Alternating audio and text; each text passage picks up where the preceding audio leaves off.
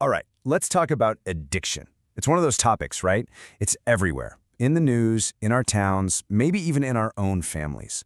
And we all feel like we have a handle on what it is. But what if the story we've been telling ourselves is just plain wrong?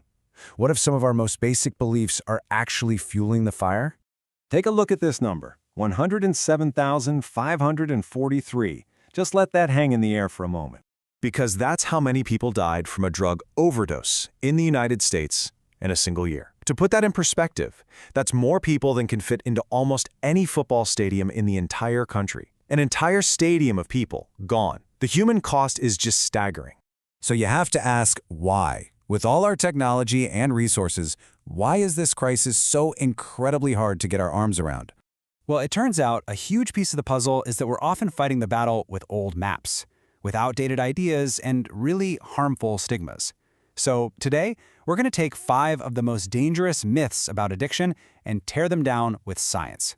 Because if we want real solutions, we have to start with the truth. So let's kick things off with the biggest one, the myth that really shapes the entire conversation. Is addiction a choice or is it a disease?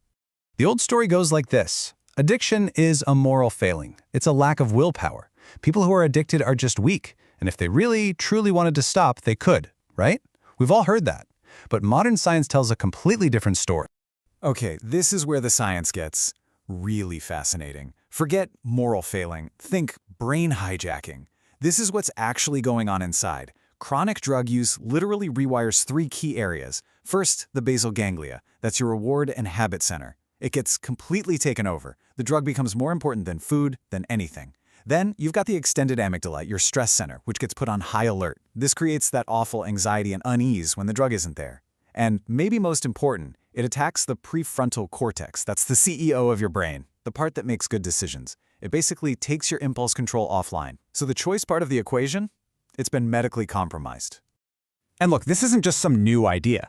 This is the scientific consensus. Dr. Nora Volkow, who runs the National Institute on Drug Abuse, says it perfectly. Addiction is a disease of the brain. If we ignore that, we're just setting ourselves up to fail. Now for our second myth. This one is particularly tragic because it didn't just cause confusion. It lit the fuse for the opioid crisis we're in today. It's the myth that if a doctor writes a prescription for it, it must be safe. It's a belief that pharmaceutical companies spent millions, even billions, to promote, claiming their new opioid painkillers were basically non-addictive. We now know that was a devastating lie. And you can see the results right here. It's a domino effect. The first wave, in the late 90s, was all about prescription pills. Then, when those became harder to get, wave 2 started, as people who are now dependent switched to heroin. And then came wave 3. By 2013, the market was flooded with unbelievably potent synthetic fentanyl, and the death toll just exploded. You can draw a straight line from the myth of the safe pill right to where we are today. And today, that original myth is even deadlier. Drug traffickers are pressing fentanyl into fake pills that look exactly like real prescription meds. Xanax, Percocet, you name it. They sell them on social media to kids who have no idea what they're really taking. It's not addiction, it's poisoning. So, if we know addiction is a disease, how do we treat it?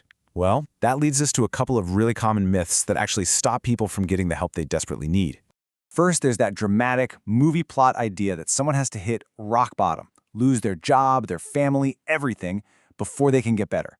And second is the idea that medications to treat addiction aren't real recovery, that they're just swapping one drug for another. Both of these ideas are completely wrong, and they are costing lives. Let's be really clear about this. Waiting for rock bottom is like waiting for cancer to reach stage 4 before you start treatment. It makes no sense. The longer you wait, the more the brain changes, and the higher the risk of a fatal overdose. In the age of fentanyl, rock bottom is often a grave. The science shows us that early intervention works. In fact, treatment is effective even when the person doesn't want to be there at first. Getting help early saves lives, period. And this brings us to medication-assisted treatment, or MAT. You've probably heard the myth, right? That it's just trading one addiction for another. But that's just not what the science says, at all.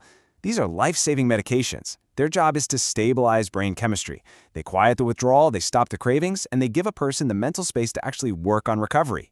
The best analogy really is insulin for diabetes. It's medical treatment for a chronic disease. And the results? They speak for themselves. MAT reduces the risk of a fatal overdose by 50% or more. That is just huge. Okay, let's tackle myth number 4. This one's become a lot more popular as cannabis laws have changed all over the country. It's the idea that because marijuana is a natural plant, it must be harmless. But, poison ivy is natural too. Natural doesn't automatically mean safe, and the science is becoming crystal clear that for one group in particular, teenagers, the risks are very, very real. See, the teenage brain is still under construction, and heavy cannabis use can seriously interfere with that process. Just look at this. This chart shows the risk of psychosis. For a teen using today's high-potency cannabis every day, the risk of experiencing a psychotic break skyrockets by 5 times. 5! That is a massive increase. And some of the damage can be permanent. Major long-term studies have found that teens who use cannabis heavily can lose an average of 8 IQ points by the time they reach middle age. And here's the really scary part. Those IQ points don't seem to come back, even if they quit later in life. So we've busted some really big myths. Where do we go from here? Well, the final piece of the puzzle is shifting our entire perspective from one based on stigma to one based on science. And that starts with something as simple as the words we choose. Our words have so much power. When we use labels like addict or junkie, we define a person by their disease. It creates shame, and shame is what keeps people from asking for help. Health experts are pushing for what's called person-first language. Think about it. We say a person with cancer, not a cancerous person. We should do the same here. Saying a person with a substance use disorder puts their humanity first. And instead of saying someone is clean, which implies they were dirty, we can say they're in recovery. It matters. So let's just quickly recap the truth. 1. Addiction is a treatable brain disease, not a character flaw. 2. Early help is always better than waiting for a crisis. 3. Medications are a critical, life-saving part of treatment. 4. There is no safe amount of drug use for a teenage brain. And 5. Recovery is a marathon, not a sprint. A relapse doesn't mean failure. It means the treatment plan needs a tune-up. And that really leaves us with a final massive question.